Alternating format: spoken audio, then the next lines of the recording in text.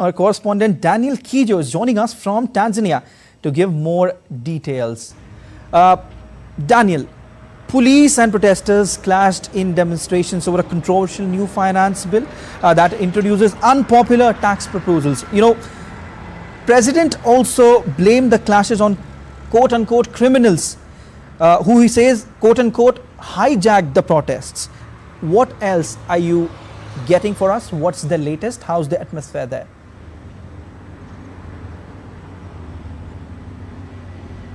Yes, indeed, Kenya, the last 24 hours have been full of turmoil and clashes between police and Gen Z or young citizens of Kenya who opposed a very controversial bill that they feel would raise the cost of living to almost unbearable levels. Yesterday, the parliamentary building was breached while lawmakers had just passed that finance bill for 2024-25 budget. There were 5 people shot outside the parliamentary building, and as of this morning, the Kenyan Medical Association has revealed that 13 people have been confirmed to have died from the clashes yesterday. Last night, President Ruto issued a very stern national address saying that the actions were equal to treason, and that his security organs would make sure that they deal appropriately with the culprits. Now, as of this morning, the parliamentary building is under high security. The State House is also under high security. There have been the social services, municipal workers cleaning parts of Nairobi where there was debris and also violence from yesterday's acts. But online, the presidential address has ignited fury among Kenyans' youth, saying that his speech did not show any remorse and he missed a chance to unify the nation,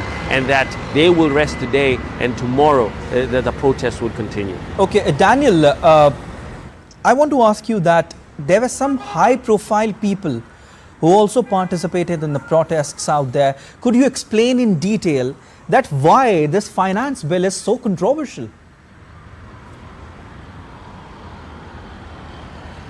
And indeed, this bill has brought and unified people from different walks of life, different spheres of the community.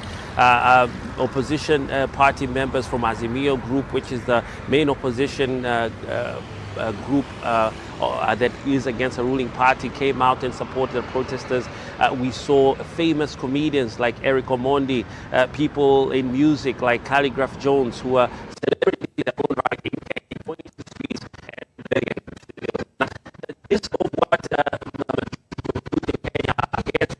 some of these increases. For instance, a 16% value add tax on bread.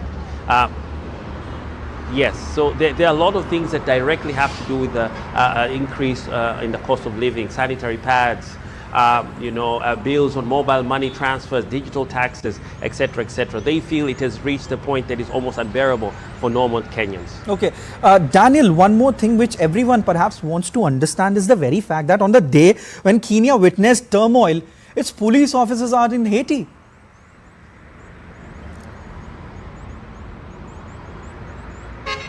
Yes, this is a question that many in the international community are asking. But while in the U.S., President William Ruto made a very clear stand that as Kenya being part of the global community, it is up to their duty to maintain peace. And he indeed has sent troops into Haiti, where about 5 million people are facing famine, 500,000 people displaced.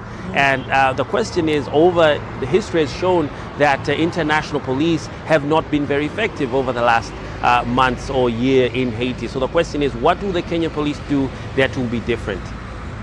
Okay. Thank you so much, Daniel, for that analysis. We'll keep taking updates from you since it's a developing story.